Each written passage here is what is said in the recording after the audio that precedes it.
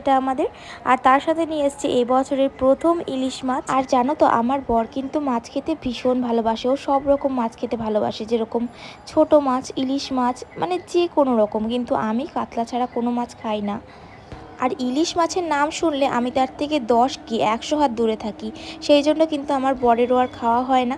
কিন্তু এবারে আমি বলে দিয়েছি যে তোমার যা যা মাছ পছন্দ তুমি নিয়ে আসবে, আমি রান্না করে দেবো, কোনো অসুবিধা নেই। তাই মনে হচ্ছে সাহস করে তিনি আজকে ইলিশ মাছটা নিয়েই এসেছে। আর আজকের রেসিপি নিশ্চয়ই তোমরা গেস করতে পেরে গেছো। আজকের রেসিপি কিন্তু ইলিশের সর্ষে পোস্ত ভাপা হচ্ছে।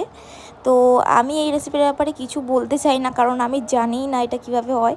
তো যাই হোক, তোমরা একটু দেখে দেখে নাও। এটা এখন ম্যারিনেশন হচ্ছে, এইটুকু তো জানি। তো মাছটাকে ম্যারিনেট করে নেওয়ার পর এবার কিন্তু ভাপা করতে বসিয়ে দিতে হবে। তার জন্য বড় কড়াইতে জল দিয়ে তারপর আমরা বসিয়েছি বাটিটাকে। যেহেতু মাছের পরিমাণ অনেকটা, এটা কোনো টিফিন গাড়িতে হবে না।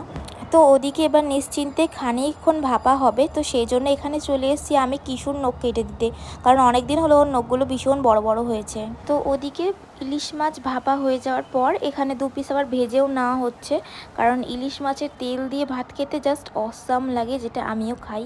মাছ না খেলে কি হবে, মাছের তেলটা নিশ্চয়ই খাই। তো এবার লাস্ট বেঁচে রয়েছে হলে ইলিশ মাছের মাথা, যেটা এখন আমি এপিটোপিট কড়া করে ভেজে নিচ্ছি, কারণ এটা দিয়ে বাঁধাকপি রান্না করব।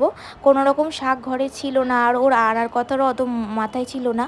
সেই জন্যে আমি বাঁধাকপিটাই এই ইলিশ মাছের মাথা দিয়ে করে ফেলছি। আর আমি এই বাঁধাকপি আর ইলিশ মাছের যে ভাপা কোনোটাই খাবো না, সেজন্য আমার জন্য একটা ডিম সেদ্ধ করে নিয়েছিলাম। তো সমস্ত রান্নাবান্না হয়ে যাওয়ার পর এখন আমরা স্নান করে নিয়েছি, স্নান করে এখন লাঞ্চ করার সময়।